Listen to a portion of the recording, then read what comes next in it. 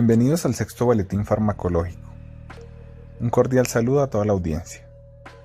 El día de hoy tenemos un invitado muy especial que es el Dr. Camilo Estrada, quien viene a hablarnos de un tema muy importante que son las reacciones adversas a los medicamentos. Adicionalmente, continuaremos con el programa de farmacocinética y conceptos básicos, hablando de la distribución de los medicamentos. Una vez que un fármaco penetra en la circulación sistémica, se distribuye entre los tejidos corporales. Esta distribución no suele ser uniforme. Debido a diferencias en la perfusión sanguínea, la fijación a los tejidos, por ejemplo, debido a su contenido graso, el pH regional y la permeabilidad de las membranas celulares.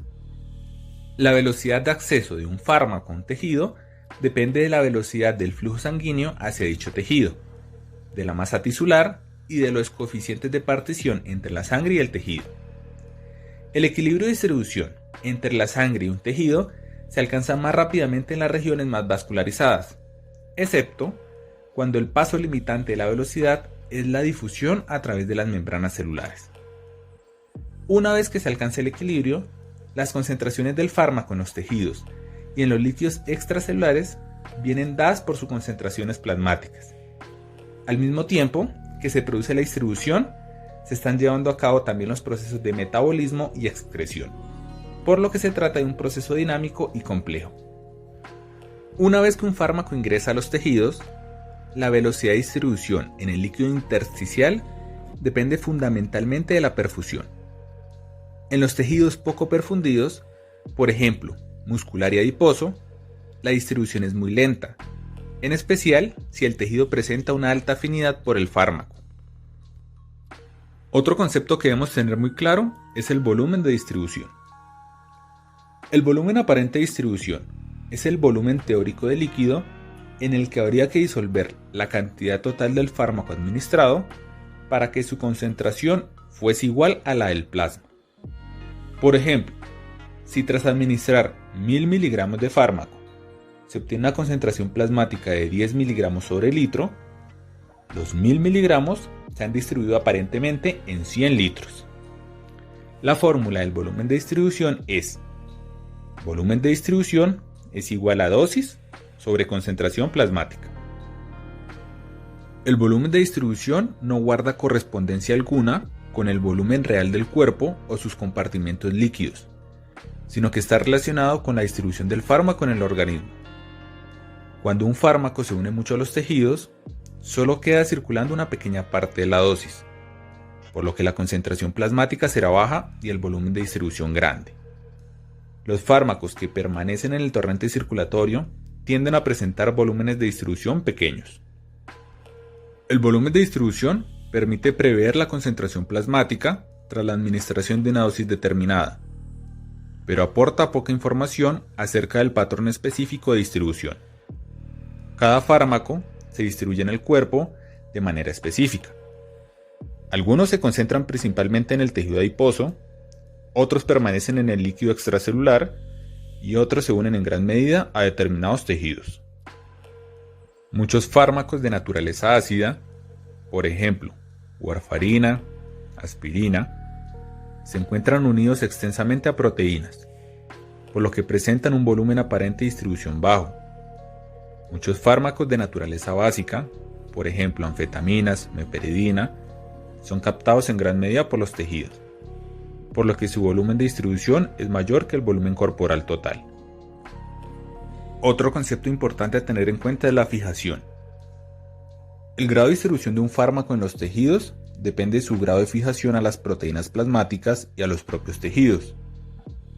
Los fármacos son transportados en el torrente sanguíneo en parte en forma libre, es decir, no fijada, y en parte unidos reversiblemente a componentes sanguíneos, por ejemplo, proteínas plasmáticas y eritrocitos. Entre las muchas proteínas plasmáticas que pueden interactuar con los fármacos, se destacan la albúmina, la alfa-1-glucoproteína ácida y las lipoproteínas. Los fármacos de naturaleza ácida tienden a unirse a la albúmina, mientras que los de naturaleza básica lo hacen a la alfa-1-glucoproteína ácida, a las lipoproteínas o a ambas. Únicamente el fármaco libre puede difundir en forma pasiva a las localizaciones extravasculares o tisulares en donde debe ejercer su efecto farmacológico. Por ello, la concentración del fármaco no fijado en la circulación sistémica típicamente determina la concentración del fármaco en el sitio activo y por lo tanto su eficacia. Cuando las concentraciones del fármaco son elevadas, la cantidad que se fija tiende a ser un límite superior que viene dado por el número de sitios de unión disponibles. El fundamento de las interacciones por desplazamiento entre fármacos es la saturación de los sitios de unión. Los fármacos se fijan también a muchas otras sustancias no proteicas. La unión suele consistir en la asociación con una macromolécula en un entorno acuoso, pero también se puede producir cuando el fármaco se distribuye hacia el tejido adiposo. Como este último está poco perfundido, el tiempo que transcurre hasta que se alcance el equilibrio es prolongado, en especial si el fármaco es muy lipofílico. La acumulación de los fármacos en los tejidos o en los compartimentos corporales puede prolongar sus efectos, ya que los tejidos van liberando un fármaco acumulado según se reduce la concentración plasmática. Por ejemplo, el tiopental es muy liposoluble. Penetra rápidamente en el encéfalo tras una única inyección intravenosa y ejerce un efecto anestésico rápido e intenso. Este efecto desaparece al cabo de algunos minutos, al producirse una redistribución del fármaco hacia el tejido adiposo, cuya perfusión es más lenta. A continuación, el tiopental es liberado lentamente desde el tejido adiposo y se obtienen concentraciones plasmáticas subanestésicas. Estas concentraciones pueden tener consecuencias clínicas si se administran nuevas dosis de tiopental, lo que da lugar a acumulaciones en grandes cantidades en el tejido adiposo. Por lo tanto, inicialmente el almacenamiento del fármaco en el tejido adiposo acorta su efecto, pero después lo prolonga. Algunos fármacos se acumulan en las células al unirse a proteínas, fosfolípidos o ácidos nucleicos. Por ejemplo, la concentración de cloroquina en los leucocitos y las células hepáticas puede ser miles de veces superior a las concentraciones plasmáticas.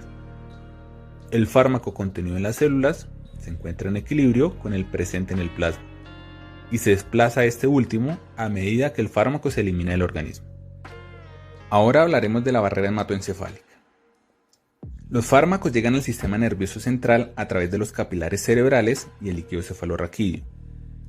Aunque el encéfalo recibe aproximadamente una sexta parte del volumen minuto, la penetración de los fármacos en este se encuentra restringida debido a las características de permeabilidad.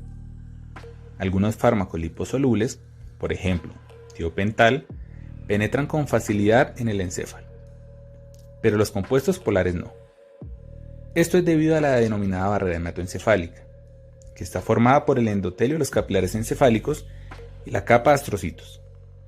Las células endoteliales de los capilares encefálicos parecen encontrarse unidas más estrechamente entre sí que entre los otros capilares, lo que enlentece la difusión de los fármacos hidrosolubles. La capa de astrocitos consiste en una capa de células gliales de tejido conjuntivo próxima a la membrana basal del endotelio capilar. El envejecimiento disminuye la eficacia de la barrera hematoencefálica, lo que facilita la penetración de sustancias en el encéfalo. Los fármacos pueden penetrar directamente en el líquido cefalorraquídeo de los ventrículos a través del plexo coroideo y difundirse luego en forma pasiva hacia los tejidos encefálicos a partir de dicho líquido cefalorraquídeo.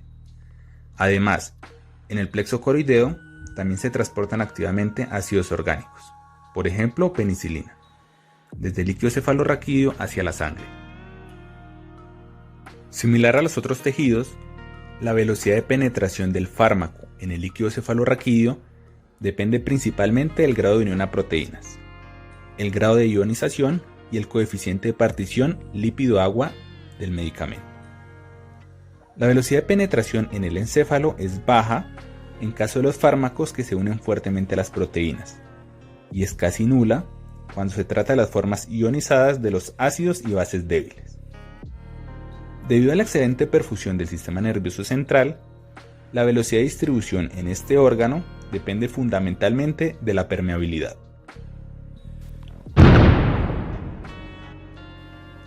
Y continuando con nuestro boletín farmacológico, vamos a hablar sobre qué es una reacción adversa a medicamentos. Entonces, pues hablamos que una reacción adversa a medicamentos es toda aquella respuesta nociva, no deseada y no intencionada que se produce tras la administración de un fármaco.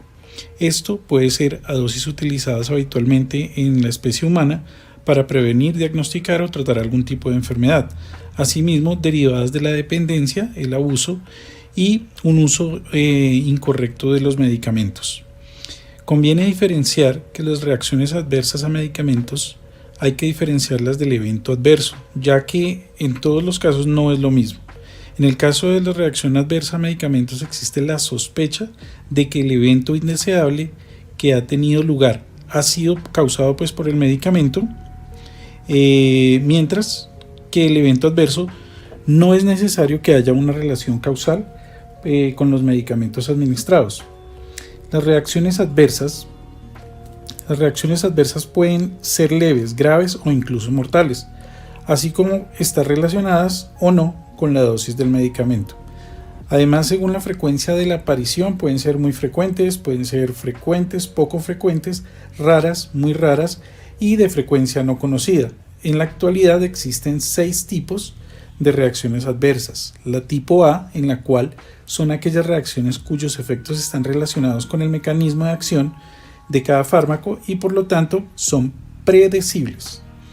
Las de tipo B son aquellas reacciones adversas a medicamentos no relacionadas con los efectos farmacológicos y por lo tanto son impredecibles.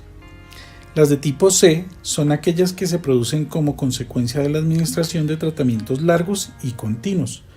Asimismo, las de tipo D son aquellas reacciones que aparecen mucho tiempo después de suspendidos los medicamentos. Las de tipo E corresponden a aquellas que aparecen tras la suspensión brusca de los medicamentos. Un ejemplo pueden ser las convulsiones cuando suspendemos bruscamente el fenobarbital. Las de tipo F son aquellas reacciones originadas por agentes ajenos al principio activo del medicamento.